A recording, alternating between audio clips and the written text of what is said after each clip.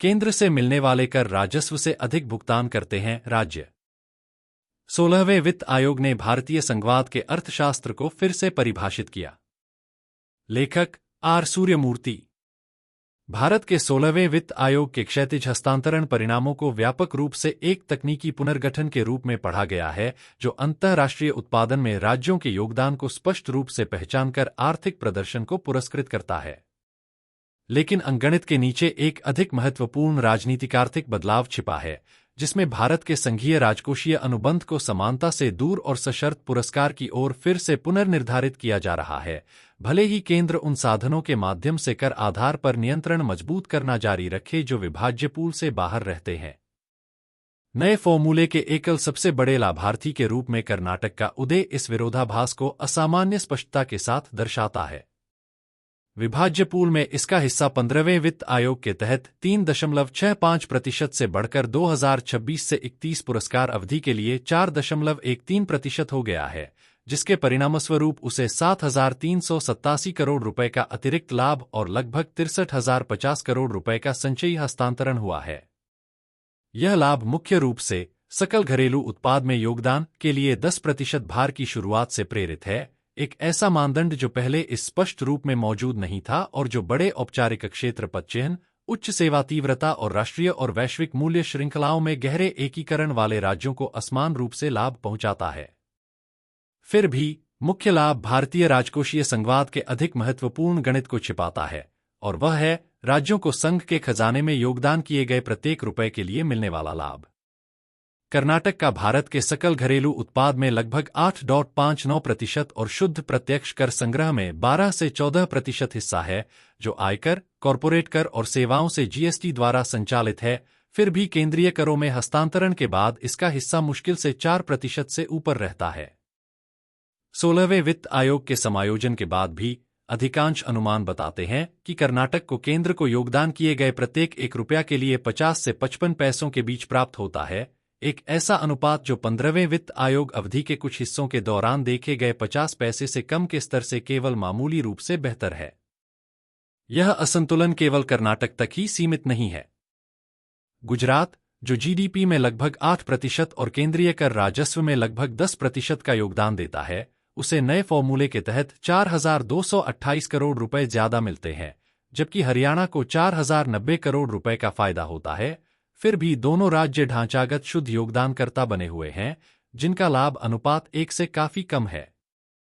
केरल, जिसका हिस्सा 1.93% से बढ़कर 2.38% हो गया है, जिसके कारण उसे 6,975 करोड़ रुपए ज्यादा मिले, उसे ज्यादा प्रति व्यक्ति आय स्कोर और बेहतर जनसांख्यिकी संकेतकों के मिले जुले स्वरूप से फायदा हुआ है। लेकिन यहां भी राज्य का अपना कर उगाही और उपभोग पर आधारित जीएसटी आधार उसे धन साझा किए जाने वाले पूल से मिलने वाली रकम से कहीं ज्यादा है।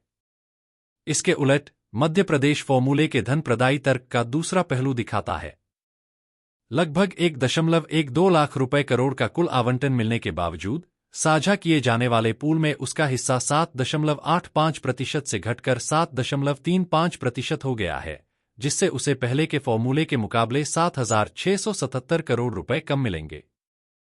यह कमी कार्य निष्पादन क्षमता से जुड़े गणित और नए जीडीपी योगदान मानदंड पर कमजोर स्कोर को दिखाती है, जो पिछले वित्त आयोग से एक साफ बदलाव का संकेत है, जिन्होंने आय की दूरी और आबादी आधारित समानता पर ज्यादा जोर दिया था। अलग अलग देखें तो इस तरह के पुनर्संतुलन को नैतिक जोखिमपूर्ण और पुरानी निर्भरता के खिलाफ एक सुधार के तौर पर सही ठहराया जा सकता है।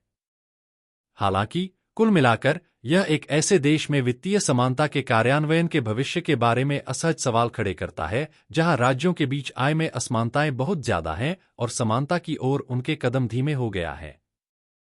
सबसे बड़े 5 राज्यों का प्रति व्यक्ति सकल राज्य घरेलू उत्पाद अब नीचे के 5 राज्यों के मुकाबले 3.5 गुना से ज्यादा है। यह अनुपात पिछले एक दशक में केंद्रीय राजस्व के राज्यों के हस्तांतरण के लगातार चक्र के बावजूद मुश्किल से थोड़ा ही कम हुआ है।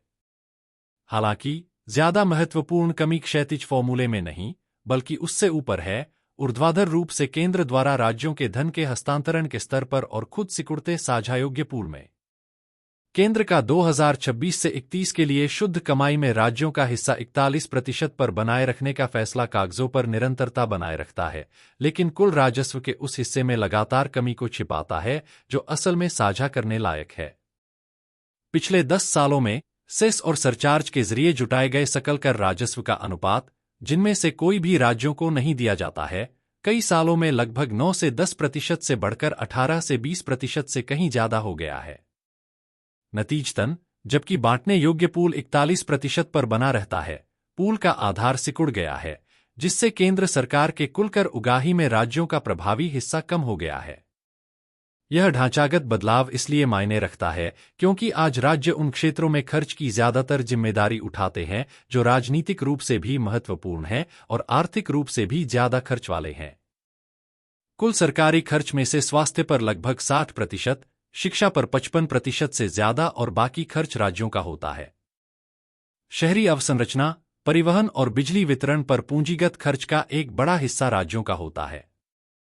फिर भी उनका अपना कर राजस्व राज्य के सकल घरेलू उत्पाद का औसतन सिर्फ 7 से 8% है, जबकि केंद्र का राजस्व काफी ज्यादा है और उधार लेने में भी ज्यादा लचीलापन है।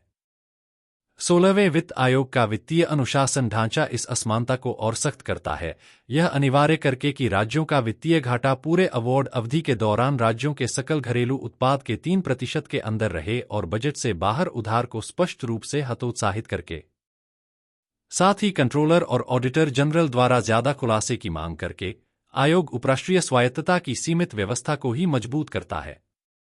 जबकि पूंजी निवेश के लिए राज्यों को विशेष सहायता जैसी योजनाओं के तहत ब्याजमुक्त ऑन लेंडिंग घाटे की सीमा से बाहर रहती है, ये प्रवाह विवेकाधीन, सशर्त और केंद्र द्वारा डिजाइन किए गए हैं, जो प्रभावी रूप से नियम आधारित हस्तांतरण को बातचीत पर आधारित निर्भरता से बदल देते हैं।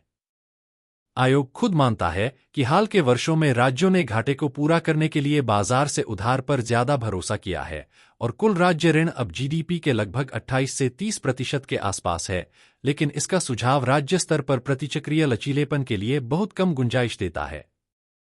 जब तक भविष्य के वित्त आयोग इस गहरी असमानता का सामना नहीं करते कि कौन राजस्व इकट्ठा करता है और कौन खर्च की जिम्मेदारी उठाता है, सेस के बढ़ते चलन पर रोक लगाकर, साझा किए जाने वाले पूल का विस्तार करके या साझा कर के ढांचे पर फिर से विचार कर, तब तक भारत में संघवाद का एक ऐसा मॉडल मजबूत होने का खतरा है जिसमें राज्यों को कार्य निष्पादन के आधार पर आंका जाता है, नियमों से बांधा जाता है और सिर्फ मामूली फायदे दिए जाते हैं,